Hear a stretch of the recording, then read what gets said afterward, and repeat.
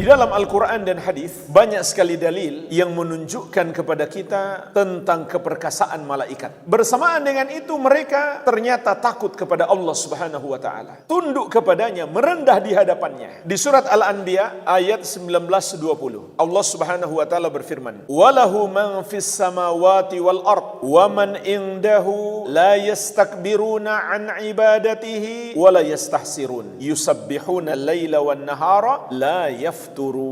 Dan hanya milik Allah apa yang ada di langit dan apa yang ada di bumi. Seluruhnya berada di bawah kekuasaan Allah Subhanahu wa taala. Dan makhluk yang ada di sisi Allah, yaitu para malaikat, tidak menyombongkan diri dalam beribadah kepadanya. Mereka terus-menerus menyembahnya tanpa mengenal lelah. Mereka bertasbih sepanjang malam dan siang tanpa futur, menunjukkan kekuatan mereka yang luar biasa. Maka sepatutnya jemaah sekalian, kita pun paham Allah Subhanahu wa taala dialah yang maha kuasa, yang maha besar, yang maha agung. Begitu pula kita pun semakin meyakini hanya Allah Subhanahu wa taala yang berhak disembah. Dan semua yang disembah selain dia adalah batil, salah, tidak benar. Di surat As-Sajdah ayat kelima, Allah Subhanahu wa taala juga menyebutkan bagaimana kekuatan malaikat. Yudabbirul amra minas sama'i ilal ardi thumma ya'ruju ilaihi fi yaumin kana miqdaruhu alfasanatin mimma ta'uddun. Allah yang mengatur urusan dari langit ke bumi, kemudian naik lagi kepadanya dalam satu hari